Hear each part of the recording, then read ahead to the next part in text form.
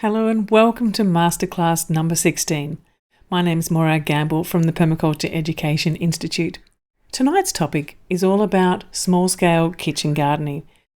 The aim of this session is to talk about how you can create a thriving and abundant edible garden that is beautiful, that has habitat value, that's helping to contribute to you be a positive activist in the world to address climate change, to address species extinction, to address the lack of nutrients in our food, to help our children, our families get outside and access the great food that is available that we can grow in and around our homes, and also to be able to create beautiful culinary delicacies that come straight, fresh from our garden. We can grow a whole range of foods that we probably can't get often at the shops or are difficult to find. We can get rid of our refrigerators to a large extent. I mean, not completely, obviously, but, instead of storing those leafy greens and other fresh fruit in our refrigerators, we can actually just get it fresh out of the garden at every meal. So the idea about these gardens is it's for us to be able to grow beautiful, fresh, healthy, vibrant, vital food, and also to contribute to having a far less impact on the planet, but not just to have less of an impact, to actually be a regenerative activist in restoring soils, restoring habitats, and particularly in and around urban areas, because this is where over 50% of the population lives, and by 2050, the estimates are that it will be 75% or so.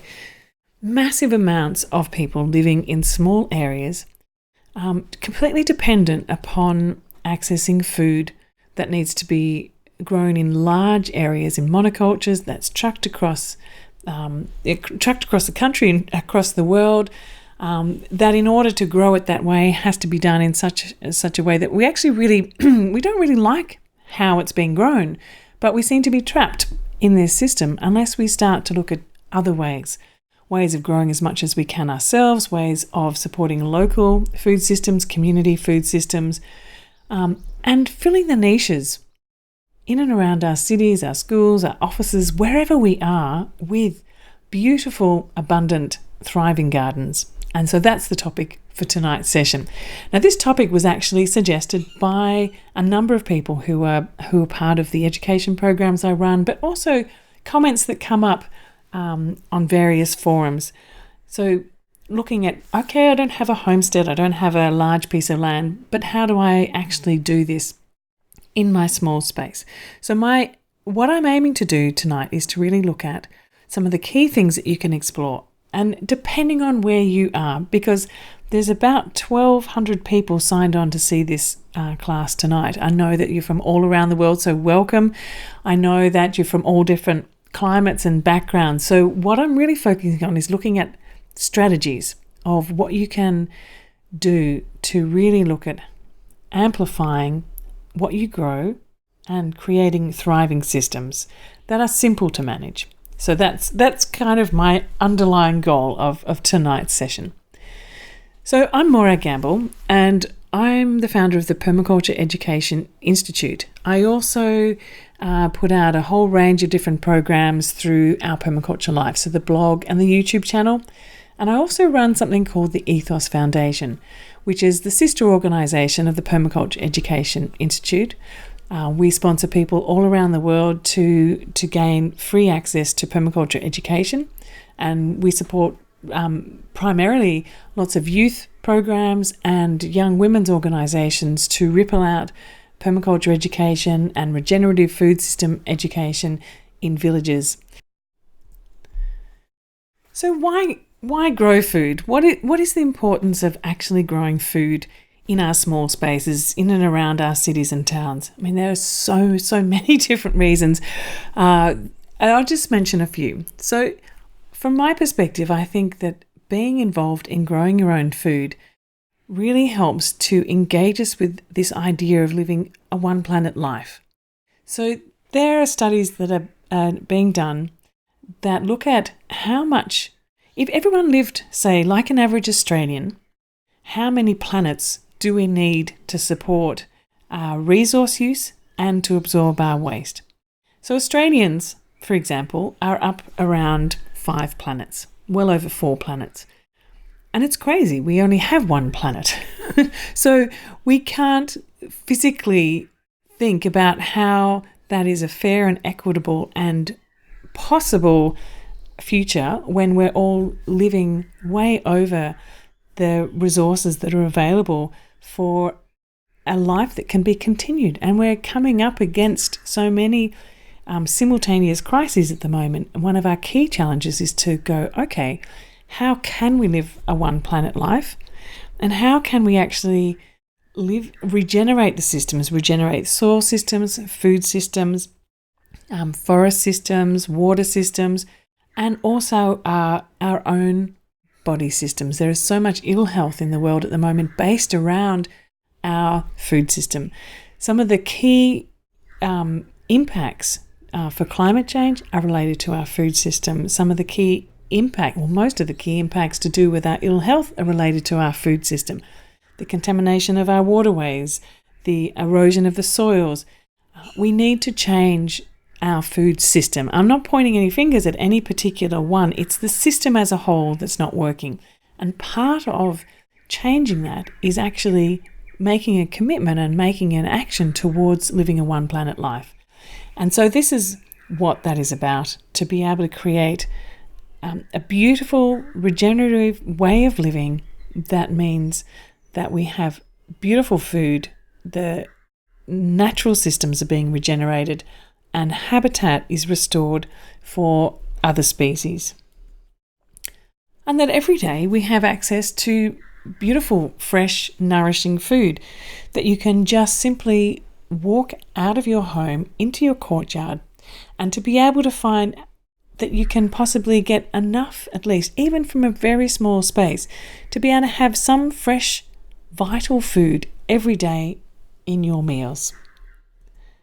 So the first step is really to look at where you are. So even if you're in a very small apartment, or you have a courtyard or a backyard, front yard, you need to look at the basic environment. Like, what is your place? Where are you? What are the influences that are impacting your site? So knowing where your sun is, where your sun shines. So where is the best place to put a garden? Somewhere where you get at least 4 to 6 hours of sunlight a day. So if your apartment balcony is facing towards the dark side, so that would be that sounded really evil, the dark side. So if it's facing towards the south, if you're in the southern hemisphere, or if it's facing towards the north, if you're in the northern hemisphere, you're just not going to get enough sun on those balconies, for example, to be able to grow food. So I would be then suggesting that maybe find somewhere else to grow some food. So we have to accept limitations as well. So with sun, that's a really important one. Plants, edible plants, particularly plants that we want to have some kind of fruiting from, tomatoes or eggplants or those type of plants, they actually need a reasonable amount of sun for them to be able to really thrive. Leafy greens, we can kind of get away with a little bit less. We need to look at our sources of water. So if you're in a courtyard, you may be able to access, say, a small rainwater tank. You might be able to redirect water from your kitchen sink or from your washing machine. You might be able to redirect water from a pathway and send it into a garden. Think about all the different sources of water that you can collect. The idea of actually continuously extracting water from bores is not an acceptable solution. There's so many cities around the world that are starting to actually sink. There are stories that are coming out now about how cities like Jakarta are going to have to be moved because the groundwater is the water table has dropped so much that the structure underneath the city is starting to collapse.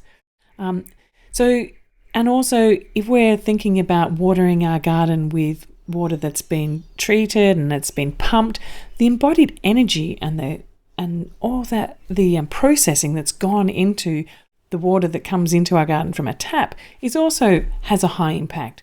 So let's try and think about how we can and look at our water system. I'll talk a bit more about that later. Where are the strong winds coming from? How can we protect them from that? What are the microclimates? What are the cool places and the dry places and the wet places? And notice that and plan with that. What resources do you have available? Do you have some tree leaves, or do you have some grass clippings or food scraps? And what are the things that you can make new soil out of and use to develop up your garden? And be really clear about what are the needs of the people and the wildlife that are using the space, and think about how you can create connections and flows and cycles and new habitats through the design. So spending time at the start, the reason I've put this here and I'm talking about it so much is because quite often when people say, right, I'm going to get a garden started, the first thing they do is pop out to the shops and go and buy some seedlings and some potting mix and think, right, I'm going to get started. What I'd like you to do is to actually slow down and sit and observe what is happening in your space. How can you best work with what you have to create the most integrated and thriving garden in that space? Now, you need to know what the influences are, because what happens is if you don't take notice of that, then you'll go, oh, but I didn't get enough sun, or I didn't have enough water, or the wind just swooshed through and dried everything out. So know what you've got and work with it and design around that. So my recommendation all the time, even if you have a tiny garden, is to start small and to really create it in a most engaging way. So even if you have, just a small backyard, I really recommend that you start with one small garden that's as close to the house as you possibly can, that still gets the sun and rainfall, that you can start to create and get a really beautiful section of garden happening there. And once you feel like you've got a grip on that, then start to roll it out from that and put as much as you possibly can in that area. So have some herbs and some flowers and some flavors, some perennial plants and some annual plants, and start to really think about how you can put as much in that space as possible. And then you add your next bit of garden onto that, right up against it. Keep working it out from that. Quite often we sort of start to bite off more than we can chew and get overwhelmed. So start small, make it engaging. Plant some really interesting flavors or interesting colors. The first time I planted colourful carrots was the moment that my young son really decided that he wanted to engage with the garden. There was nothing more that he loved than pulling out fresh, colourful carrots, not knowing what colour he was going to get. The surprise of it was absolutely wonderful. So, we think about those types of things when we're thinking about designing for children, but design like that for yourself too. Make it fun, make it beautiful, make it colourful, make it a surprise that there's things there that you discover when you go out into your garden, and it makes it a really lovely place to be. And you get, particularly if you're just starting out and you're feeling that you don't know very much necessarily about gardening, to try a small section and then build on that is really helpful. Now, the base of everything, the base of your healthy plants, the base of growing healthy food, the basis of having plants which are not so prone to pests or disease, of plants which don't wither when it gets a bit hot in the day, is having a thriving and living soil. Now, this is something that I think is really important to mention, particularly when we're talking about small-scale gardens, because something that I see quite often is that even just because we have a small space, that we decide to do things that don't connect with the soil, and we may be on environments where it's very very hard soil, or it's compacted soil, but we can regenerate soils. And I think regenerating our urban soils is something that is a really vital thing that we need to do. So wherever possible, if you can actually connect your garden, your vegetable garden, with the soil, I highly recommend that you try that first.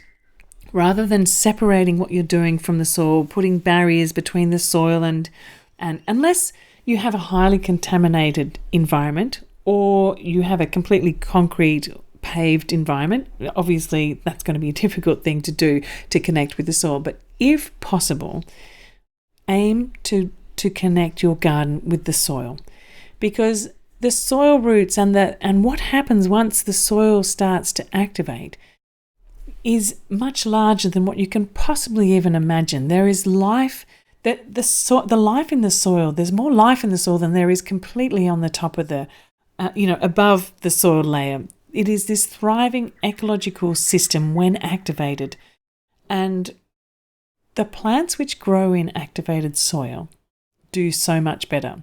So what are some of the things that you can do to improve your soil and to build up, to try and create this kind of dark, crumbly, full of organic matter soil on the left here? Now, you might be looking at that and going, well, my soil doesn't look anything like that. And most probably, most gardens would never start with that. But what I'd like to suggest to you is that very quickly you can start to create this soil. You can build your own topsoil. You don't need to import the soil. You don't need to struggle with that.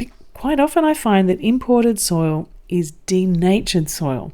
So even if you do, you need to import it to fill up a garden bed or cover a completely compacted site, that you still need to activate that soil, because it's not living. It has the structure of soil, or it may have some added nutrients in it, but it's not living. We need to really bring that alive. So how do we do that? Basically, we start to feed it, and it's a phenomenal thing that as soon as we start to feed the soil with the food that it needs, it will start to come alive. And now, who knows where all that stuff comes from? You can stick a bag of compost in the middle of an area that has pretty much no life in it, and you'll find very soon you'll start to see things happen. It's like if you stick a hay bale on a site that has nothing happen. You leave it there for 6 months, and as it decomposes, it goes down into the soil, and if you roll it back after a while, what do you find there? You start to find little bugs and insects, and you find some fungus happening. It's starting to break it down. All those decomposers start to inhabit that space. What those decomposers do is they start to take that material into the soil. They start to give soil the structure, and as they're doing that, they're opening up the soil. They're taking organic matter into the soil, which then starts to feed other organisms, which then feeds the plants. And as they open up the soil, it gives space for roots to go down. It gives space for water to infiltrate into the soil.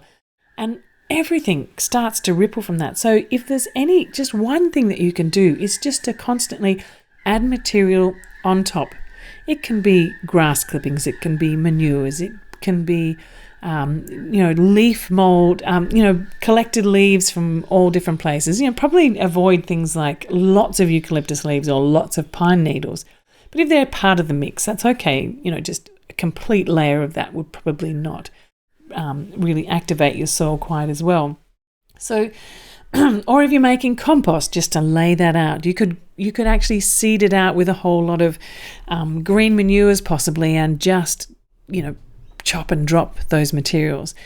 Now, the other thing that you could do is start to really have a worm farm going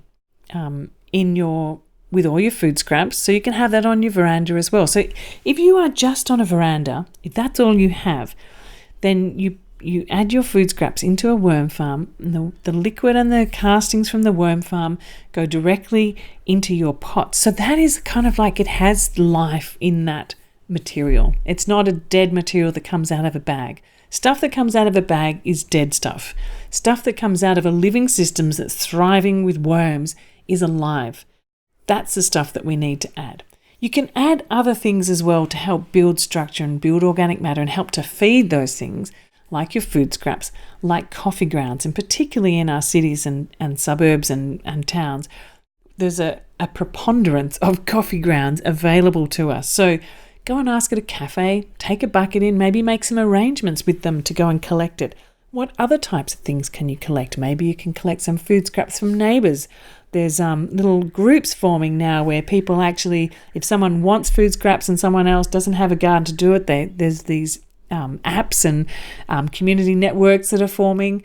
The local fruit and veg shop, maybe you can get some offcuts of the outside leaves of things that you can start to gather. If you don't have enough in your own little space, go and find someone in your neighbourhood, because I guarantee that you will find someone that has abundance of organic matter that they're just throwing away, and you can find a way to turn it into soil in your garden.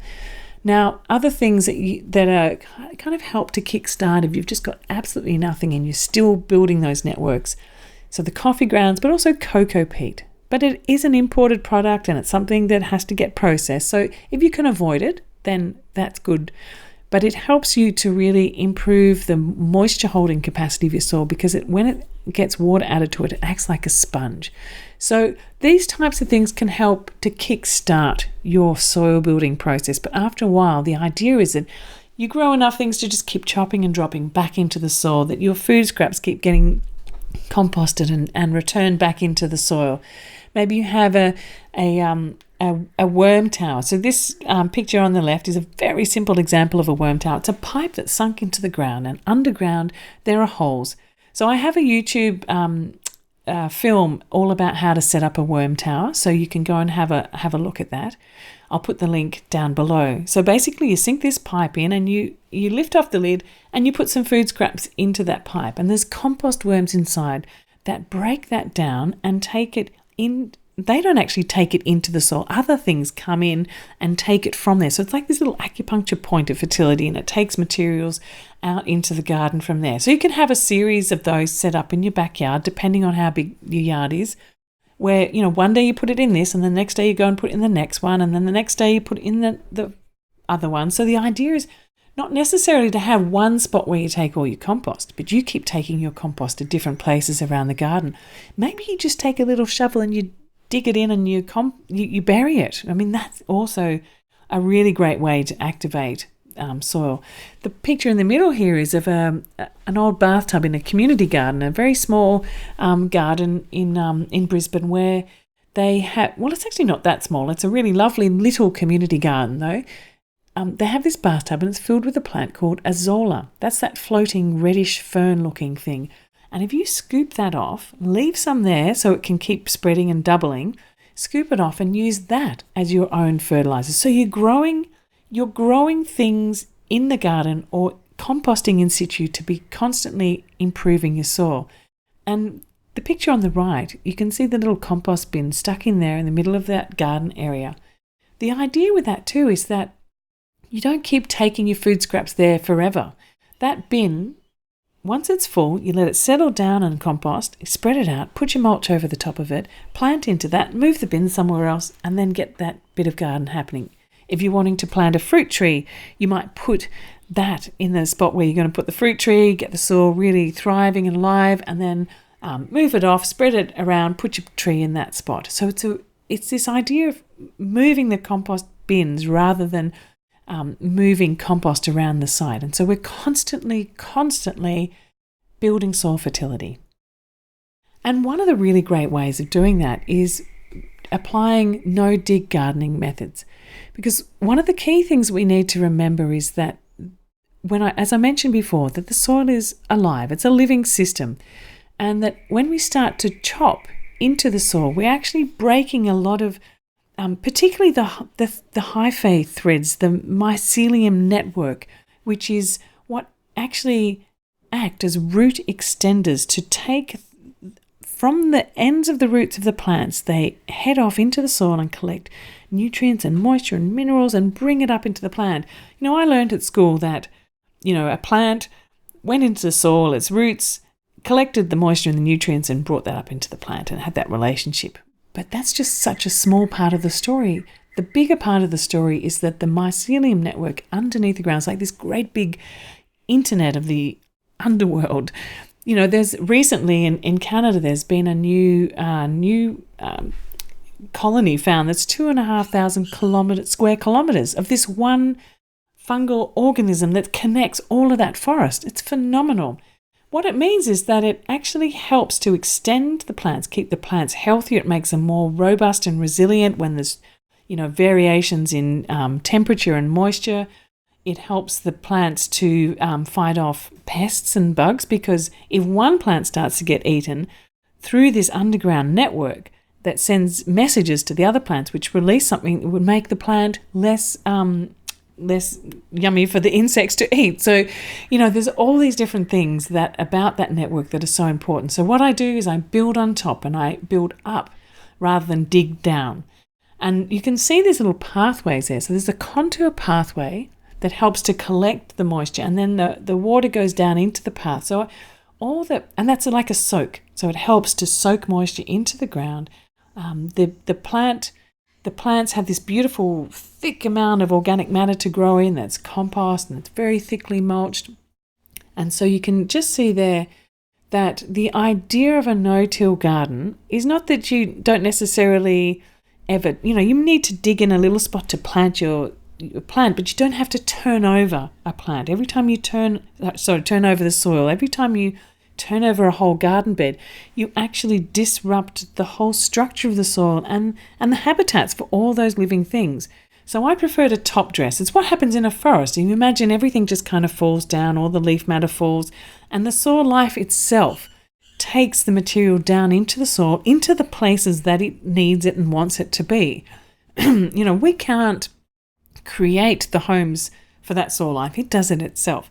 So the best thing we can do is to do as much no-till gardening as possible, to cover the soil, protect the soil from the sun, from the rain, from chemicals, and to feed the soil life. And that means with lots of organic matter and compost and manures, and to make sure that our plants have a connection with the soil as much as possible. So I know, like I've said this before, if you're on a concrete slab or on a balcony, that's not possible. But if you can create that living soil in the largest pot possible, that's great. And then just keep top dressing that with more and more organic matter, because as you're harvesting the material, you're pulling out nutrients. So just keep adding compost on top, and just keep feeding, and always have mulch on the top, even if it's a pot as well.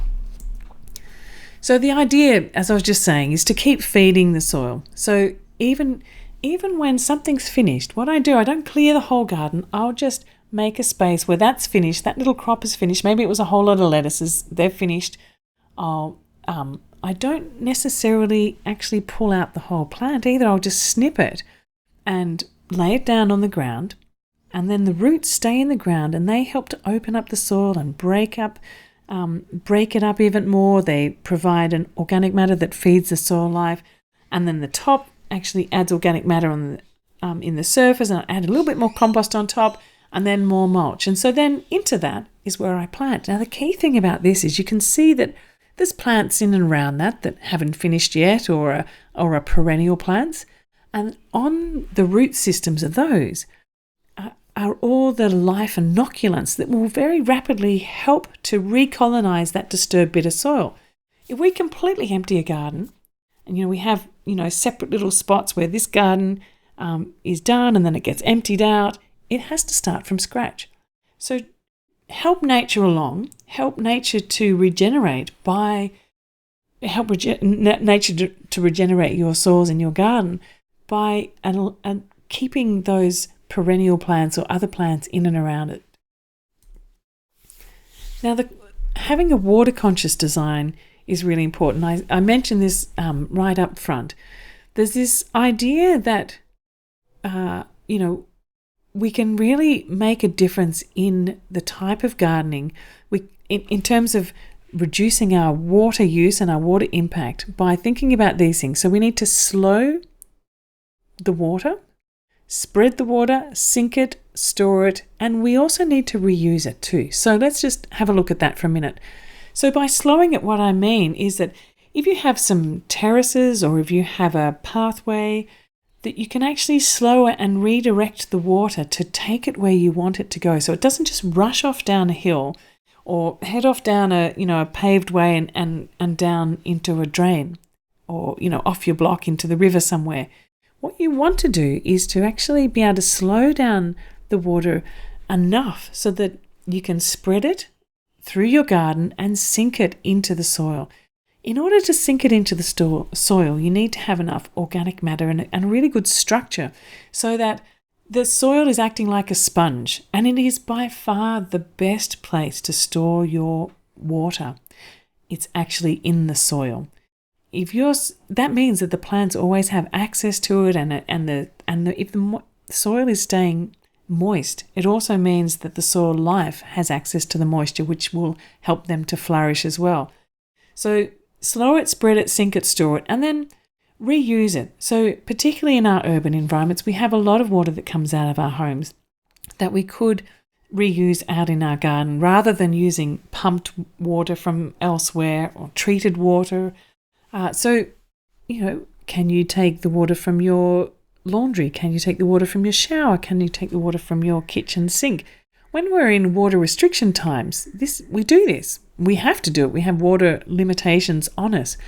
But as soon as the limitations are lifted, we often forget about that. But I actually think it's a really important thing to keep going all the time and to really set up your garden so that it's resilient. The summers are getting really hot, and that it's drying times, and the times between rains are getting longer in many parts, and we're experiencing these unpredictable times. So if we can build in a water resilience, and by that it means not just thinking about the water, but it's also thinking about the types of plants. So really look at what are the most hardy, robust and resilient plants that you can grow in and around your garden. That means that when it's a really hot day, they don't just fall over and really, really struggle. They stay upstanding, they'll stay strong. And so that's maybe changing some of the patterns that you have in your planting regime to find things that are really robust in those extreme times, and that becomes the skeleton of your garden. It's not everything, but if you have enough of the plants that are in and around your garden that can do that. So you can see in my garden here, there's things like the Welsh onions, the garlic chives, there's sweet potatoes, there's cassavas, there's edible cannas, there's all those plants which just are really robust in difficult times. And I really like them because if I go away for 6 months doing some work in different places, I can come back and they haven't been watered, they haven't been attended to, and they're still there growing beautifully like that. So the other picture here is actually a pop-up garden in Melbourne. So this is in Fed Square. It's an area where, it's concrete underneath. And so there's no way of connecting with the soil.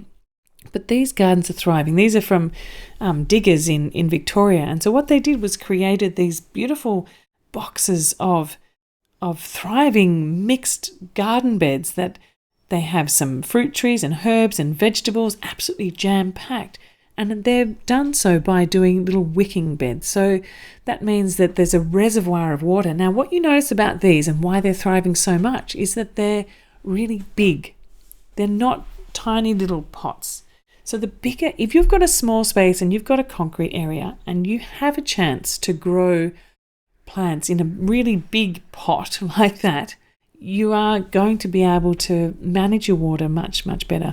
The thing is, with small pots, they dry out too quickly. And then if the roots dry out, the plant struggles and it will never really fully recover from that. So to be able to keep your plants healthy and vibrant, you need to be able to keep the water up to them. So really thinking through how to integrate the best kind of thinking about water in your garden. There was one other thing that I wanted to mention, and I've just remembered what it is. It's actually about thinking, how can you provide a little bit of shade over your garden, particularly in extreme summer times. We're finding here in the subtropics in Queensland that it's actually a really beneficial thing to grow medium-sized shrubs in and around over your vegetable garden. Like you can see, there's the pawpaw, there's the cassava, there's the cannas, there's also I grow things like tamarillos and pigeon peas, and that creates a dappled shade over some of the more sensitive vegetables. So things like lettuce and rocket just bake in the sun in the summer up here, and it's almost impossible to grow them unless you have some shade. So water conscious design is also about thinking about that layering and the protection from evaporation. Now, when you're thinking about planning your garden, it's one of the first things I love to think about is how can, from where I'm standing at my veranda or my back door, reach as many of the things that I want the most straight there. So those extra herbs and the flavors and the salad green vegetables, or the aloe vera that I smear in my hair as a conditioner. I pop out of the shower and I grab a leaf of the aloe vera, open it up, and that is my plastic-free conditioner bottle. When I finish with it, I just put it back into the garden and it breaks down. While I'm there smearing the aloe vera through my hair, I also put some on my face. But you can have all your really favorite herbs. So what are your favorite herbs? I'm not trying to tell you what they are. Some of mine are things like oregano and rosemary, and things like garlic chives, coriander, lemon myrtle. I have a lemon myrtle that's really close. So the things that I use the most in terms of that reaching out and grabbing regularly are right there close. And then things kind of ripple out from that. And then from there, creating very dense, diverse plantings. So how much can you pack into a small space? Now, the richer your soil is and the more that you build up the soil, the more carrying capacity, I suppose, that soil will have to hold that diversity.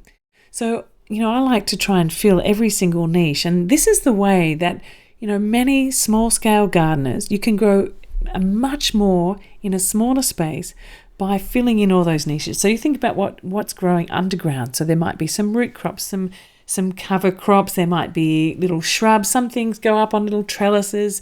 Other things might be, like a tree that's coming up through the middle of that. So it's almost like having a mini food forest as your vegetable garden. It's shifting our thinking of a vegetable garden from being a one-dimensional garden, which is all the same size and all the same sort of annual type plants.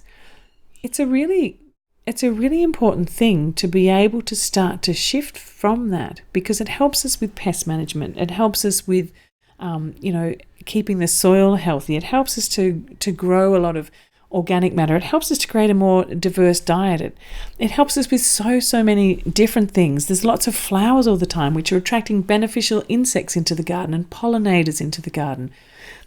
Trying to keep things in a simple system is actually more difficult than having a diverse garden, because nature tends to complexity. If you have a look in a forest and you think about, a big tree has just fallen down and nature kicks in to start to replace what's happened in that space. So the first thing you see are the little annuals coming up, and then it'll start to get some weedy shrubs coming up, and eventually shrubs and trees, and then it gets back up to that climb. Maybe it takes a couple of 100 years to get back up to that climax species.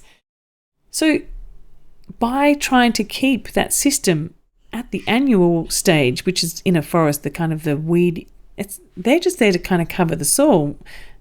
The most productive spot is after it's developed a bit more than that. And this is the stage that we want to keep it in the garden. We don't want it to go to full climax, because you lose all this understory. So you have a scattering of bigger plants, but mostly in this middle layer. So you've got a whole series of shrubs and herbs and vegetables and creepers and flowers. And it creates a beautiful scented, beautiful coloured garden, and things that can be used for all different types of projects, from cooking to from dyeing clothes, possibly, from crafts to medicines, so many different things. And one of the things I love about including a whole lot of different flowers in your garden, or allowing many of your edible plants to go to flower, your edible vegetables to go to flower, is that they are edible too. So this is a list. You can just have a bit of a scan through that while I'm talking, that there's so many different sorts of edible flowers. And one of the best things to do is to actually let at least 5% of your vegetables go to seed, so that they come up, they're quite big actually, they get really massive and they go to flower, and you'll notice when they're going to flower that there's all these different sorts of insects coming in. They become bee landing pads, and they're really alive little ecosystems. They're amazing. So when they get to that size, just keep eating. So you can eat basil seeds and basil seeds as well as basil flowers, chive flowers. All of these different flowers can be added to salads or all different sorts of of cooking. And it's just absolutely a brilliant way to expand your garden. It's thinking about your garden not just in space in terms of how you plant it on the ground, but over time. So this is a mustard spinach flower. So with the mustard spinach, I eat it when it's very young. I eat it when it has its big leaves. When it starts to throw up a flower shoot and it's still nice and flexible, I actually keep snapping those off and eating those it's like a vegetable. It's like a spicy asparagus, and it keeps throwing up these shoots until eventually it gets one that takes and becomes a flower, and then you can eat the flowers. And once they start to form little pods of seed, when they're still young, you can eat those, and they're beautiful as little pea-flavored pods. And then when the pods get hard and rattly, inside are little black seeds. So this is a mustard spinach I'm talking about. And so mustard spinach seeds have a mustard flavour. And so you can toast them and grind them and add them into flavours, or you can make your own curry powders. You can make your own seeded mustard, which you can put on, in your meals. It's absolutely fantastic. So if you think about plants through all the different life cycle, and it shifts. If you start to think about that, you start to think, oh my gosh, actually, when I look at a plant, I'm missing most of the food that's available on it. And when we talk about food waste, this is also part of that picture, that most of the food that is grown around the world actually gets walked past. All the pumpkin leaves, all the sweet potato leaves, all this food which is there, and we walk straight past it, we knock it back down. Sure, it becomes part of the compost or part of the soil again, which is really important. But because of our industrial food system and the way that our food system is set up, that only things that really transport well or last well end up in the stores, all of those other things are just overlooked. So as a home gardener, as someone who has access to grow some food, if you start to look at your plants differently, at the edible flowers, at the edible seeds, at the edible leaves, beyond just the little bit of the vegetable that you are waiting for, all of a sudden you've got 10 times as much food growing in your garden than you ever thought even possible. And that is a revolutionary thing.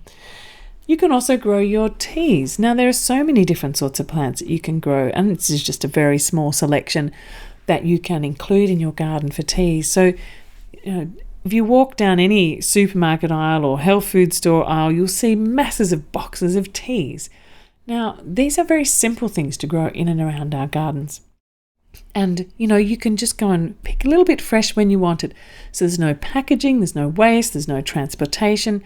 And by the way, most tea bags are actually not biodegradable completely. They may only be 70 to 80% paper and the rest is plastic. So, you start to find out these things and you think, oh my gosh, really, that's a very unnecessary thing. It's done in a way that to stop tea bags falling apart, but it means that they're not actually going to break down, and it adds to microplastics in the soil. So if you can replace something that maybe you're bringing in, like a type of tea, with something that you grow in your garden, then that's a benefit. So all of these things, just little bit by little bit, add a bit more, add a bit more. If something you can add each week that starts to help you to add more diversity into your garden, add more functionality into your garden to help you reduce your impact in some way, then that is making a really positive contribution. And then tell other people and share that information with others and share cuttings to help people get their own going. And then I start to look at plants, other plants like tree crops. So I'm thinking about if you have do you have an olive tree in your garden, or do you have an olive in a pot, for example? So actually using the olive leaves as a tea makes a really lovely green tea alternative. If you have a mulberry tree growing in your backyard, dried or even fresh mulberry leaf tea. Google it. It's a thing. So many of the plants that are surrounding us everywhere are actually usable to us, but we need to become fluent in the language of our edible landscapes. We need to become fluent in the language of nature and become eco-literate. And And it's such a fantastic thing that it's almost a liberating thing when you actually realize that there is so much abundance around us and that we walk past it every day. And when we notice it, we feel incredibly uplifted. So you can also even grow your own sweetener. You can grow a stevia plant, so you can move away from, the sugar industry, for example. So, growing this little plant, it's a tiny little bit. If you need sweetener in a tea, or you can dry and grind it and use it in your cooking. You can grow your own spice. So, what are some of the things that you could grow? Things like turmeric and ginger and galangal and pepper, depending on where you are. So, I grow the top 3 in my garden. The pepper's probably more cooler climate.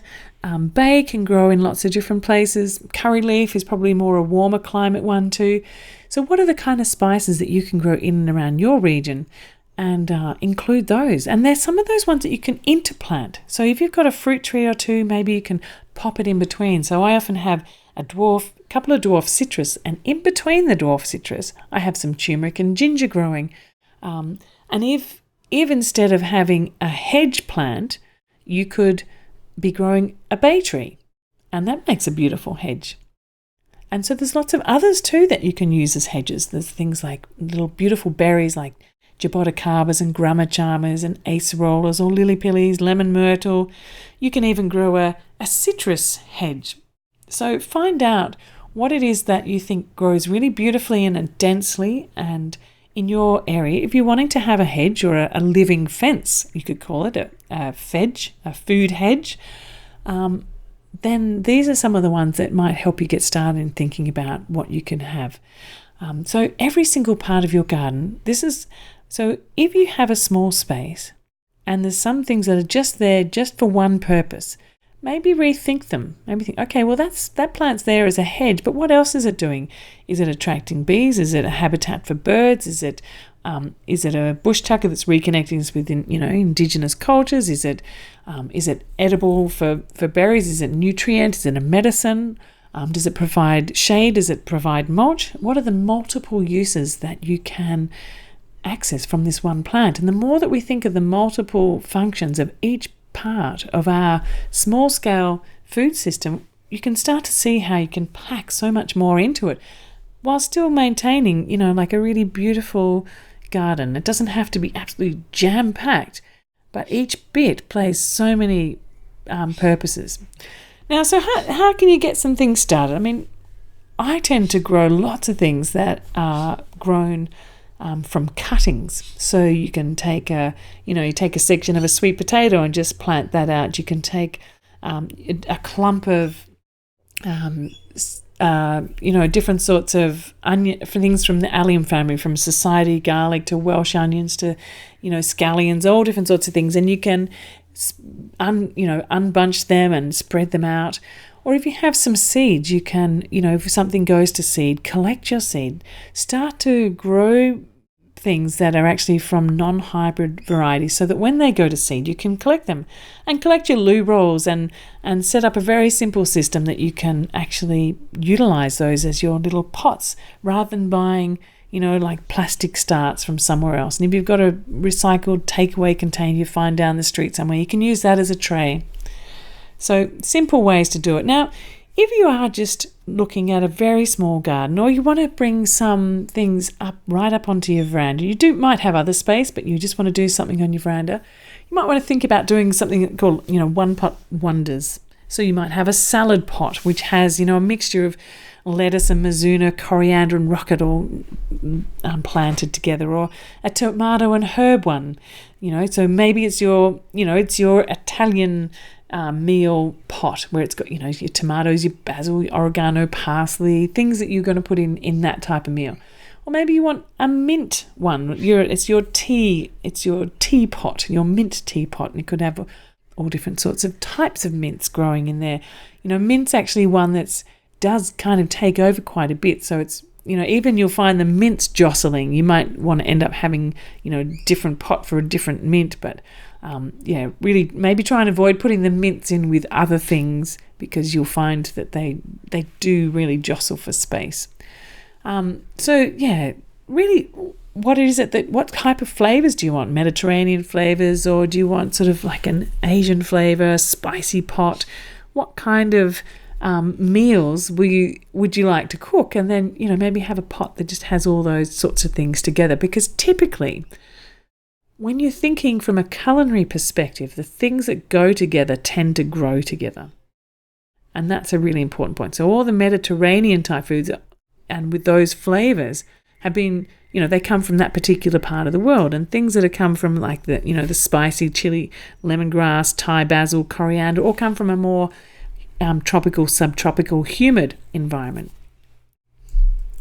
So some of the things, if you only just have a tiny little space, what are some of the things that you want to make sure you think about? So sunlight is essential. You really do need to make sure you have at least a few hours of sunlight. And as I said earlier, if you only have a little bit of sunlight, then going for maybe just the leafy greens would be the best thing. They don't seem to need quite as much sun as other ones. And the bigger the pot, the better. So really try and avoid having lots of little pots for all your plants. The smaller the pot, the more quickly it will dry out, the more quickly it will run out of nutrients for the plant. So the bigger pots help also for the plants to form a relationship, a community in that pot. And it also helps to keep the soil temperature more stable. A smaller pot will heat up. When the sun starts to shine, it'll heat up, it'll get too hot, there'll be no life left in the pot, and it will really struggle. And you'll find that you're going to end up having to water and feed those plants so much more. So if you're really looking at tiny gardening, think bigger pot, mix your plants, and choose really robust and abundant plants that are for the right season. Make sure that, you check your seasonal charts. Don't try and grow just because you want to grow an eggplant that you can plant now, for example. You've got to pick your right season. And also pick the right size plants. So, if you only have a very tiny space, maybe growing, a massive climbing tomato might not be the thing. Or, a pumpkin. Maybe I should say pumpkin. They need more space to ramble out. And as I mentioned before too, eat more parts of the plant. So whatever you've got in there is going to be go so much further. But I do also want to say on this point though, that if you have a multiple number of plants, then take a little bit from this, a little bit from that. So rather than really trying to hammer one plant and take all the leaves off that, just take a little bit from each, and then they will all be being trimmed back and refreshed, and they'll keep coming back for a much longer period of time. And so also with lettuces, I really encourage you, rather than just sort of do the plant and pull concept. When we go to the stores, when we go and buy a lettuce, we go and, well, I don't know, it's changed a bit, hasn't it? If you go and buy a lettuce, you buy a whole lettuce and you see the roots on it. I was thinking, we can also buy all the leaves, and that's actually what we want. We want to just go in and we want to go and harvest the leaves. Just a few leaves from this one, a few leaves from that one, and leave the plant in the ground. The longer that you can leave the plant in the ground, the more robust that plant will be. It gets to a point where it's kind of starts to get a little bit bitter and it's finished, and then mulch that down and plant in some more fresh ones. But keep it going for as long as you can. And it's a really good point to not overwater as well. Sometimes we can overlove our plants, and we can either, in our garden, we can water them too regularly, which means that the plant roots don't go down as deep. They stay quite shallow. So if you do have a really hot day, they'll just get blasted by the sun and they'll fall over quite quickly. Also, if you overwater and you get waterlogged soil, you'll end up with sort of fungal problems. So, stick your finger in the soil, have a feel and see whether does it feel like a wrung out sponge? Does it still feel moist? If it is, that's fine. You don't need to water it.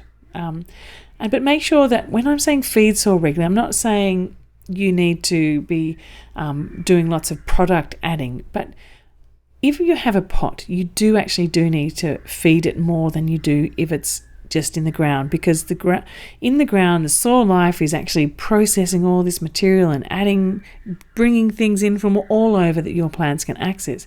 When it's in a pot, they're dependent on you. So you need to feed them more regularly than if it's actually in the soil. So maybe you've only just got a few little spots that you can grow, or it's winter time and you're in an environment where, the sun, you can't grow anything outside in the winter time. So you might want to bring things inside at that point. So this is where you might move into things like sprouts or microgreens. Now, microgreens here, that 40% more nutrient density in the microgreens than in any other time of when that plant's growing. It's such a brilliantly fabulous way to grow really nutrient-dense food. And there's all different sorts of plants you can go. I've sort of put up a bit of a list here. So you can use amaranth and arugula, which is rocket, different sorts of basils, even broccoli you can grow like this. So imagine you're growing broccoli. It takes it, a week or so for it to grow, and you get absolute nutrient density from that. Beetroots, carrots, celery, mint, kohlrabi, daikon radish, cilantro, which is coriander in Australia. So all of these plants and many, many more you can actually grow. So if you have a garden and something goes to seed, you can collect those seeds and then grow your own microgreens. Or you can buy the seeds, but it comes quite expensive. So another reason to actually save your seeds and to have non-hybrid seeds is that you can save some to plant next year. You can allow them to fall and they'll come up by themselves, and you can also use them to be the material that you use for doing your microgreens. And sprouts, you can sprout all different sorts of things, from chickpeas to mung beans to alfalfa seeds to fenugreek. And, they're so nutrient dense, all these foods, and they're perfect for growing inside. Now, you can also have, if you've got a little windowsill inside or a little conservatory area inside where you get a good amount of sun, you can grow things. Now, I do encourage you to maybe focus more on the leafy green type of things. You can grow tomatoes. Cherry tomatoes are more successful than other ones, but don't expect to get the same amount of tomatoes as you would from when you're out there in your spring garden outside. You will get some, but not as many. So stick to things more like your lettuces and your herbs, microgreens, your sprouts, and maybe a few tomatoes if you've got enough space. So it depends. If you've got a really nice big conservatory, I've got some friends who have actually extended the outside edge of their house with a conservatory area and have an indoor garden bed that's a wicking bed, and they grow a huge amount of food in there in the wintertime, and it's an amazing thing to see. So you could, on your veranda or out in the corner of a pot, you can grow lots of different things. So this is a Brazilian spinach here. So one big pot full of some really good composted soil, and this is a perennial green. So it grows in these parts of the world, it grows all year round. So I just keep snipping the edges and it just keeps coming back and back. So instead of growing, say, a silver beet or a spinach, this is a type of green. And so it doesn't need replanting, it just keeps going on and on. I just keep composting it. You can also grow things like yarrow or comfrey in pots, and these are compost activators. Or this is yarrow, this one here. I'm sorry the picture's not quite so clear. So you can see from these flowers that they're beautiful bee landing pads. So, even if you're in a small space, think about what is it that's going to attract the beneficial insects, what's going to attract the pollinators, what are the plants that I can grow that I can make more soil or more compost out of. So yarrow and comfrey help to activate compost, so you can use that as a little compost activator. You can feed it into worms, you can just chop and drop back into your pot.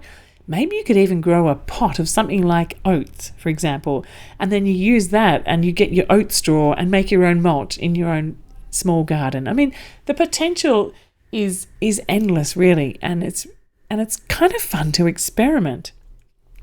What are some small space ideas? So along the edge of a pathway, this purple flowering plant here, that's society garlic. So instead of growing garlic, you can actually grow these. They live all year round. The flowers and the strappy leaves are a garlic alternative. So this is something that I use all the time in omelettes, in soups, in stir fries, and both the flowers and the leaves, as I said. And so I just go and snip a little bit of this, a little bit of that, and so it doesn't disturb the aesthetics of the edge of that garden, but you can just keep taking them from it. Things like eggplants grow beautifully in pots, and so does citrus. And so here you can see like there's a citrus that's kept quite small, and underneath it there's a beautiful mint. So you can have a mint tea and a citrus juice out of one pot. And so the mint at the base there is actually helping to protect the soil from drying out too much. And the reason that you would keep the top quite small on a citrus tree is because what you see up the top kind of represents what's going down below. So if you only have a small pot, you've got to keep the top quite small too. And you can kind of see from the picture there, this is not my orange tree, but you kind of see from the leaves there that it is struggling a bit. Things can grow, but they will never thrive quite as much as if you've got things in the soil. So just keep that in mind, that if you have the choice in a small space to improve the soil and build the soil as opposed to separating from the soil, always choose going with the soil option. I mentioned aloe vera before, so there's things that you can grow in and around your gardens, such as aloe vera or this sacred basil, the tulsi. So tulsi is a plant which has so many medicinal values. It's a kind of sacred basil that's in so many Indian households. When you grow sweet basil, you tend to chop off all the flower tops to allow more leaf matter to come. But with tulsi, you allow it to flower all the time. It's a perennial, so it keeps on growing and growing. You just keep trimming it back and it'll keep growing. Now, you can use that either as a medicinal herb, but pick leaves off it and add them into your curries or into all different sorts. And there's various sorts of flavors of these sacred basils and perennial basils, and some of them are really great to use as an alternative to the standard sweet basil too. So it helps. They're far more robust and drought tolerant, and they thrive in pots just fine. And as you can see, the aloe vera thrives in pots quite fine as well. And you just take a leaf, and as I said before, you can open it up and put it in your hair. The thing with aloe vera is that, people think, it's kind of like a cactus thing. I can put it in a little pot and stick it out in a sunny spot. But what you'll find is it ends up getting quite burnt ends and it goes a bit yellowish. It does quite like it to be in a relatively shady spot, and it actually doesn't mind a bit of water too. It ends up being more plump. Now, there's so many different ways that you can have raised garden beds and garden pots, and the example up on the top right here is growing carrots in pots. So you can just seed a whole lot of carrot seeds in the top of pots, and when you want to get your carrots, you just tip out the whole pot, so you can kind of have 2 or 3 going at a time, and then in the next few weeks you plant another lot, so you have batches of carrots. You can have these wicking type beds, like these raised garden beds with the corrugated iron here, but I'm really reluctant to promote those as being something that you would just do as a standard, particularly in Australia, even though they're incredibly popular, because of the fact that they heat up so much in our summer sun. It's a hot tin surface that absorbs the heat and just transfers it straight into the soil. So all of the soil that's directly inside of that gets heated up and burned. And life can't exist in there. So you'll only have this sort of area in the middle. Imagine if that was down in the ground. Unless you've really got an issue with bending, then put your garden down as low as you can. I really do encourage that. There's a couple of little wicking beds here in the middle.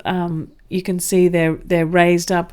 So they're basically just big self-watering pots, and so is the other one down on the bottom here. Other things you can do is make little potato towers. So whatever material you can find, it could be a little bit of wire or some fabric like this, or some people use, all different sorts of materials, just like a sack, for example. You can fill it up with compost, put some potatoes in the bottom, and then as the leaves start to grow up, you fill in with some more compost and keep rolling up your tower until you get to the top. And then once the tops all die back, you unfold it all, and it's just full of potatoes. And so in a small space you can fit in having your spuds as well. And root crops grow in pots too. So turmerics, gingers, galangal, you can just plant 1 or 2 of the tubers in. when it's starting to warm up, and then just let them fill that pot. And then when they start to die back, you just tip it out and wash them off, and you've got your own tubers. Now, fruits. What kind of fruits would you have in a small-scale garden? So start with the small things. What are the small things you can get in straight away? So strawberries, obviously, are very good to grow in pots of all different sorts. Native things. In Australia, we have things like midgeonberries. This is a spotty fruit, and it's actually a ground covery type plant that grows very well in rockeries. So in one of those sort of drier spots in your garden that you're not sure quite what to do with, you could plant a midgeonberry, and these are like little eucalyptus drops. They're really delicious. You could have, always in a smaller space, I encourage you to only plant dwarf fruit trees that have been grafted onto dwarf rootstock, because normal sized trees get absolutely massive, way too big for small gardens, whereas dwarf fruits actually stay a metre or two, and then you can give them a haircut too if you need to. Multi-grafted, so you can get things like citrus or pom fruits that have like one branch of lemon, for example, one branch of grapefruit, one branch of orange, and one branch of mandarin, all on the same plant. And so that helps you to condense. Because the thing is, like, if you have a full-size lime tree, it's massive. It's absolutely massive. And there is so much fruit off that massive tree that unless you're distributing it, it's going to be hard to utilize all that. So in a household environment, having multi-grafted or dwarf fruit is actually a brilliant thing to do. Pomegranates are really good one to have in small spots. Guavas, pineapples. So you can see the middle picture here is actually when you take off the top of your pineapple, you can just pop it into some water like this and get the roots happening, plant it out, and then 18 months later you'll have your own pineapple. But they grow in some pretty disastrous sort of environments as well. You can just stick them. I have a few in and around underneath fruit trees or around some of the drier edges, and I just let them do their thing. And every now and then I'll get an extra pineapple. If you want to have regular pineapples, you need to have a lot of these. So you get one coming out of the top of that, and it takes about 18 months for it to grow. So you can do the maths on that. So once yours is grown, you take the top off, plant it again. So it's an ancient plant actually. It's the only edible, as I understand, it's the only edible bromeliad. And so I think these sorts of plants were around, the ancestors of these were around the time of the dinosaurs. Raspberries are also, those sorts of cane fruits. You can train them up a wall. You can have them going along a fence. You could have, the espaliers, different sorts of fruits espaliered along a wall or along a shed. You can put in, as I said earlier, hedge-type plants. So the middle one there is the Jaboticaba, which you can have create as a hedge, and inside along the trunk is where the fruit grows. So they're like dark grapes in a way, and they're really, really beautiful. They grow up around here. My mouth's watering just thinking about them. The long mulberry here, that's the long red chartreuse mulberry, which can be got in a dwarf variety because most mulberries get quite big. The thing about these dwarf red mulberries is that they have beautiful taste, and they're actually quite high in sugars, though they're quite sweet, but they don't stain like other mulberries, and you can use the leaves again as mulch, and the pomegranate, of course. Now also you can search my blog, the Our Permaculture Life blog, and there's a post there about how young pomegranate leaves are also edible. So, and then the one with the little fluffy white bits that are looking like it's just about to come out with flower is a native bush tucker plant, the lemon myrtle, which is one of my favourite bush tucker plants of all time, and I use that for all different sorts of things. I even take leaves of that, like 1 or 2 leaves, pop it in some hot water and make a tea, or a leaf and I pop it in some plain yogurt overnight, and it infuses the scent of the lemon myrtle, which is absolutely gorgeous, through the whole tub of yogurt and makes it a beautiful flavour.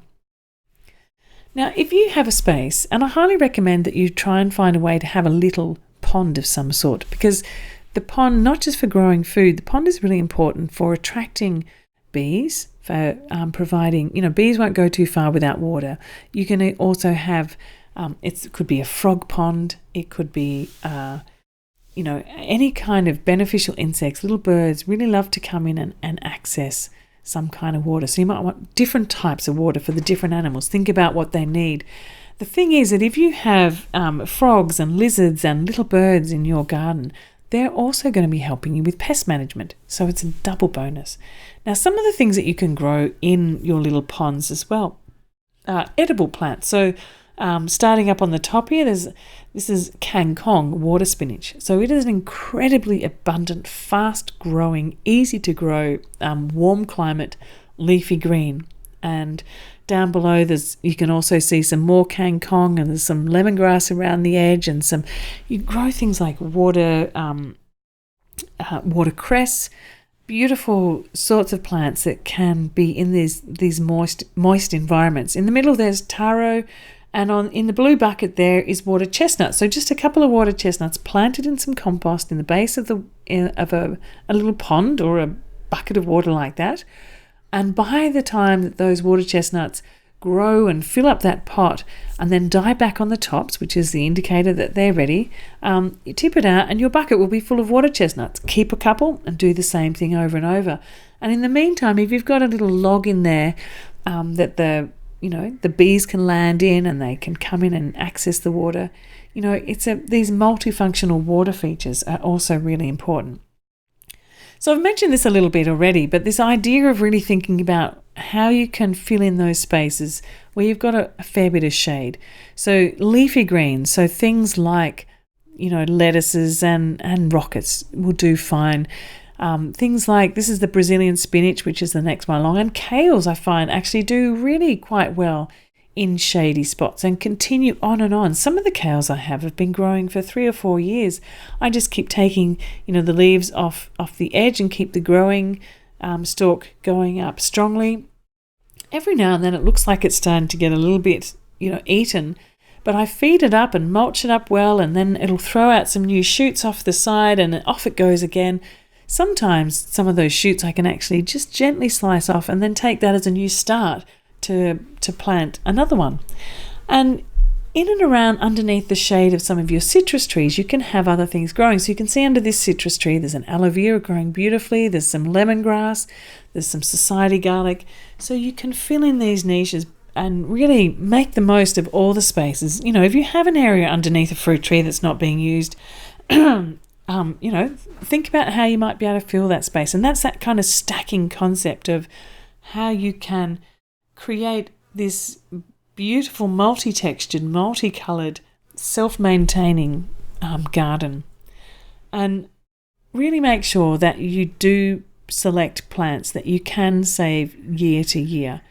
Because if you go into a normal store to buy normal seeds, what will happen when that plant grows up and it's gone to seed, and when you collect those seeds, they won't be true to type, because they've been actually bred in a laboratory of blending different things together. And so they start, once you save them, they start to return back into the component parts, which is why the cherry tomato ends up coming out of most tomatoes, because it's the wildest cousin in a way of the tomatoes, and it's the strongest one. So like I said before, I always allow certain parts of the garden to go to seed. So these are lettuces going to seed, and they will come up. And so I always keep some of the reds and some of the greens, and I let them come up. And so the easiest ones to save seeds from are like beans and peas and tomatoes and lettuces. That's a really good place to start. And with pumpkins, you can simply scoop out the pumpkin from the middle and pumpkin seeds from the middle. You can dry, I just sort of dry them out on a tray if I want to store them until they're crisp. And you know that they're ready if you just kind of like bite it and it sort of goes crunch. If it's still sort of smushy, you have to dry it out a bit more. But I tend not to actually bother to do the drying and the saving with these sorts of seeds. My garden, my soil is my seed bank. So I'll take a chunk of pumpkin and just kind of toss it into a spot where I want another pumpkin to start growing. I've actually not planted pumpkin for over a decade, but it's there every year. the thing is that when that pumpkin rots down, it creates the perfect environment for those seeds to flourish, because we need to think like a pumpkin. What is the purpose of a pumpkin? The purpose of a pumpkin is not to feed you or me. The purpose of a pumpkin is to nurture the seeds inside. So if we take our kind of whole systems thinking and really go, okay, so when I plant a pumpkin seed, it's going to thrive the most if it has part of that nutrient material that I came in with me. So I found that's just given me brilliant ongoing pumpkins wherever I find that getting started. Now, these are these mustard seeds that I was talking about in my hand. So when they've finally dried off, I'll gather all the seed heads together in a big bundle. And you've got to be careful. If you leave them go too long, they start to sort of pop and scatter everywhere. But that's not too bad, because actually letting them scatter a bit in your garden means that they'll come up and when they're ready and they start to come up, that is actually a really fabulous signal. I like to see that as a way to read the landscape.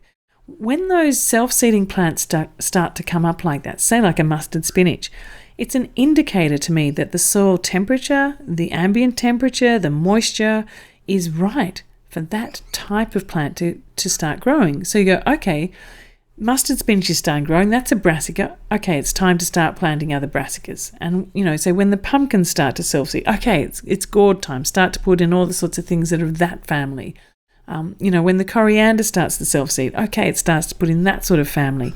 And so you read the landscape rather than a chart, because it tells you precisely what's going on in your garden that no one else can tell you, no other chart or nothing else can tell you except for the garden that you're looking at, because it is so particular to that environment. Now, also, if you save seeds from your plants here, the best plant, the juiciest tomato, the nicest flavoured pumpkin, and that's the one that you save seed from, each year you are adapting and changing and making the plant stronger and more tastier, adapted to your particular environment. And that's a really important thing to remember, because seeds are living things. And seed saving and saving heritage plants is not keeping it in the past. It's keeping alive these varieties which have been handed down and adapted and changed and evolved from generation to generation, and meaning that we can continue to do that. What happens with the seeds that we get in the stores is that we can no longer do that. Each year when we want to get new plants, we have to go back to the store to buy them.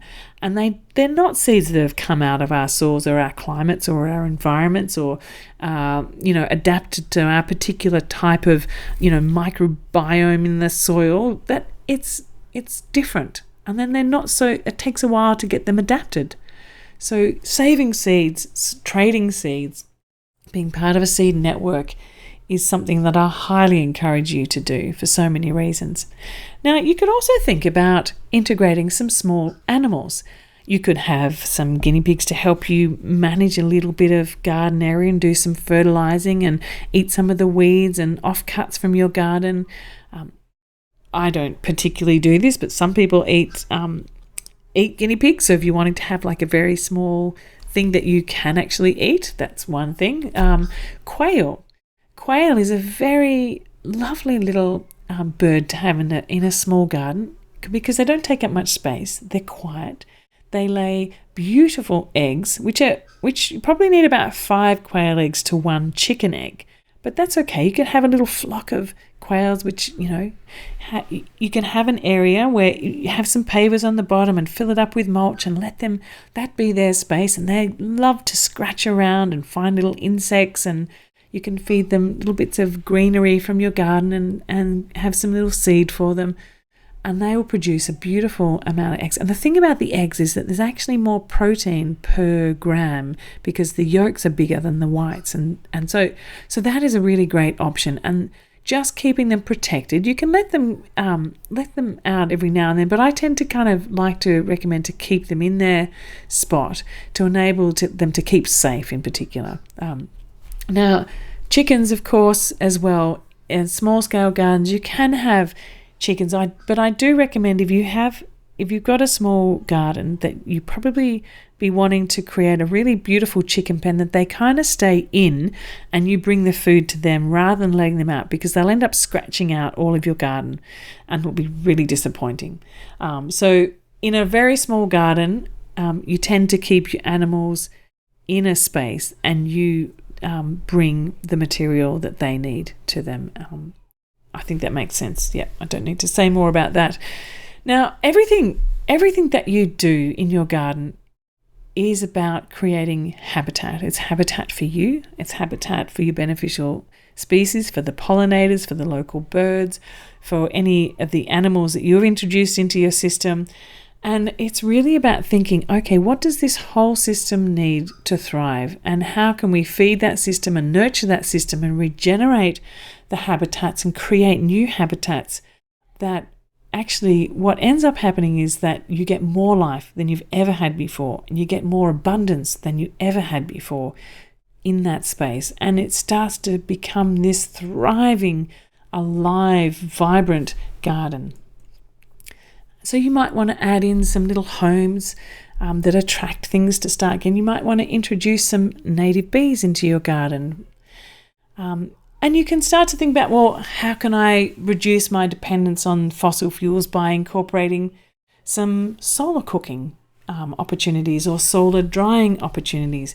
So these two solar cookers here, the one on the left is a parabolic curb solar cooker, quite an old one, from an example we came across when we were doing some work in Korea at an alternative technology centre. This one was so powerful that it boiled water rapidly, and when the professor from this centre was explaining it to this whole group of students, he had his back to it, and all of a sudden this smoke started emerging out of the pants of his pants, and he actually had stood too close, and it started to put him on fire. So don't get too close, which is one of the things why I don't use those ones in schools, and I use this middle sort of one in schools. It's much safer and easier to use for kids, and I'm often working with kids doing solar cooking, whether it be in my home or in a school environment. So something that doesn't quite have such a potential for burn. These sorts of solar cookers, you can cook fruitcakes and vegetables and rice and dal and all types of things. It's like a little oven. You angle it towards the sun, and the mirror points it into the sun, into this black painted oven that's sealed. It heats up really nicely. You can put it out in the morning, directed towards where you think the sun's going to mostly hit, and then by the time it comes around to lunchtime, your food's ready. It's not going to burn. It's just a slow cooker type of thing. And you can set up different sorts of drying racks to dry different sorts of herbs. This is actually from Cuba, Havana, where a little kindy had a tiny garden, and the mothers there were working together to create a micro enterprise out of drying the surplus herbs out of their garden and then selling those as a way to help them improve their household income. So I really do encourage you to look beyond your own patch too. So if you have your own little garden and you've done as much as you can there, or you're limited by the sun or whatever it might be, start to look beyond your space. And so what kind of shared gardens can you have? This particular example on the left was from a place in Bulgaria, where it was the old city of Bulgaria, Veliko Tarnovo, where at the base of this apartment building there was one little spot where a garden could be grown, and they planted some beans and some flowers and a grapevine growing up. And this grapevine went up to the first floor, up to the second floor. I think it was a 4-story apartment. And this one grapevine went all the way up, and each apartment actually could access the leaves for cooking, the grapes. It got sun protection from them. And, so one plant, that's a shared garden. That's a shared garden in an apartment building. So thinking together how you could collectively improve the habitat of your space. The example on the right, which is in the middle of an apartment complex in Los Angeles, which is called the Los Angeles Eco Village.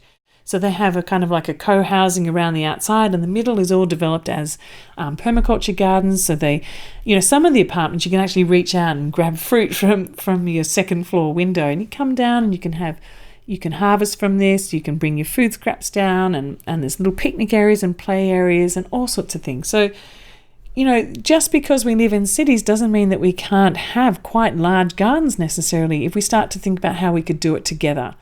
And other people are doing that out on the streets. So this is Duncan, who set up the Verge Garden in Buderim in southeast Queensland. So he worked with all his neighbours to try and get everyone growing food in and around their streets. So they had massive amounts of bananas and herbs and fruit trees and gingers and vegetables. There was kids there all the time playing in it. So the kids from the neighbourhood got to know about that. People, elderly citizens, were coming out and being part of it as well. And they had education programs, all sorts. So, maybe there's a possibility of doing that where you live. Or joining a community farm where, maybe you get together every now and then to go and work together to grow food. Or there's farmers who work to grow the food. So it's more like a community-supported agriculture system. So where there's a farm on a farmland trust that's in the middle of your urban area that's protected, and you come and you have a subscription to that farm, so that you would subscribe to a magazine, for example. You subscribe to a box of food, and that food is grown locally in your suburb by people getting fair wages and growing regenerative farming systems right there. And you can bring your food scraps into the farm. You take your produce out. Possibly you could come in and do some extra work and get a discount on your produce. Or there might be events, cultural events, learning events that happen in that space.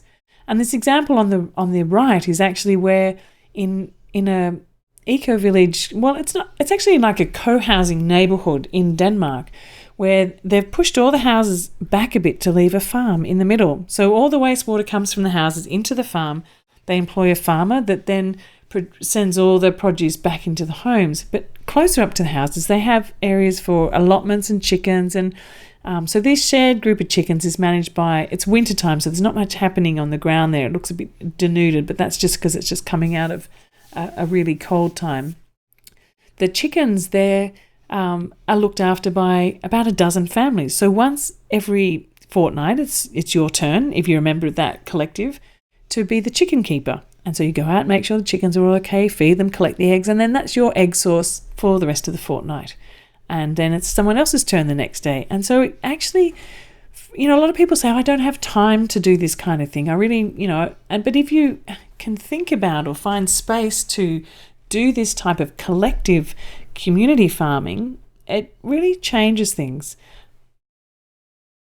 And get involved in community gardens. There's community gardens popping up all over the place. I've actually heard just recently that there are such big waiting lists on so many community gardens in around Australia, for example, Australian cities. So the next step is to start to campaign your local governments and your local areas to release more land to grow food in and around the city, or get involved in the local school garden, or is there somewhere at your workplace, or start to identify where that land is in and around your neighbourhood, a pocket farm, a street verge, or something where you can start to grow with other people.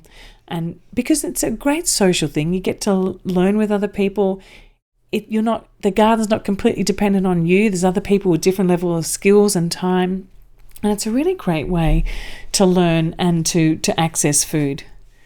And one of the books that's come out more recently is Retro Suburbia by David Holmgren, one of the co-originators of Permaculture. And in his book, Retro Suburbia, he's really got a whole lot of ideas about how to turn cities and towns into food-producing, regenerative neighbourhoods. And one of the ideas that he talks about, and which we see many examples of starting to emerge, is where instead of just being limited to our block of land in a urban or suburban areas, to pull down the fences. So, you can have way more space available to you if you start to think beyond your boundaries.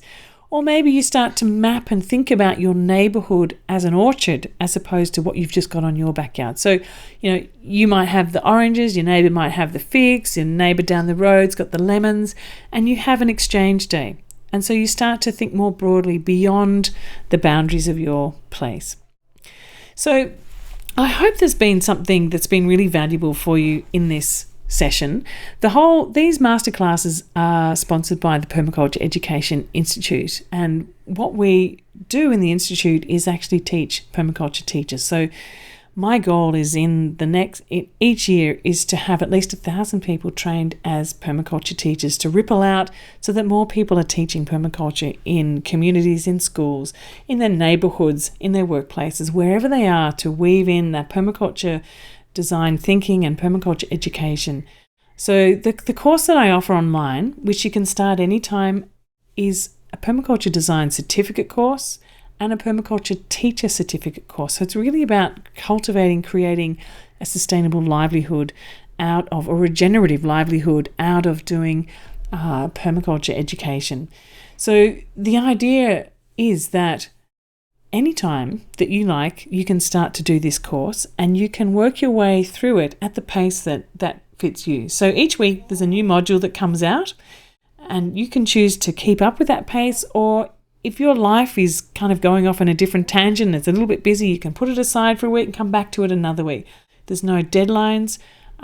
It works around the life pace that you have.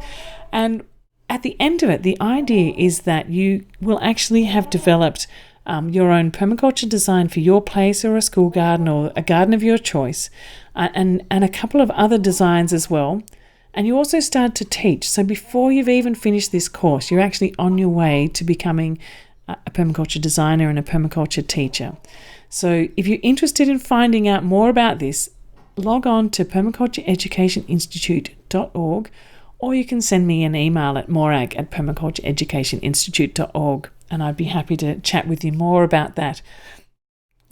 The other thing that I wanted to tell you more about was the Ethos Foundation. So the Ethos Foundation is, as I mentioned right at the start, is the sister organisation of the Permaculture Education Institute. What I do is each year I donate around $40,000 worth of educational programs to places that couldn't possibly afford these types of courses.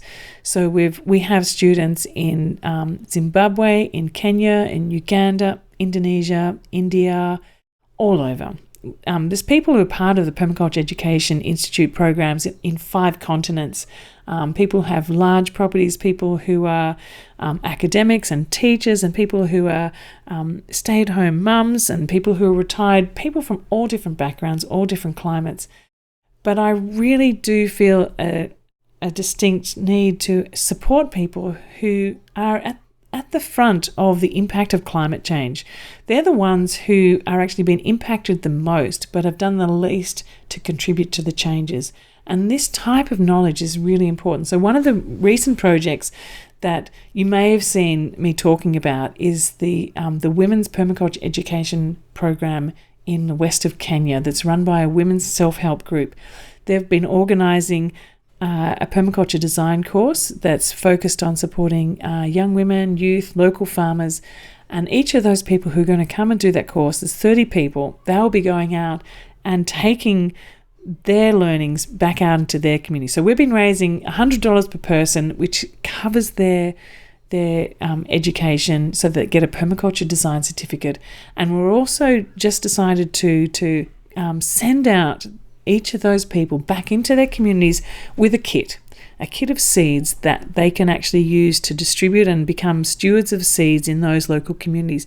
The reason being is when I was there recently, one of the key things that was identified that was most of the people in this area don't have access to anything but the so-called improved seeds, the seeds which are, the cabbages and the carrots that are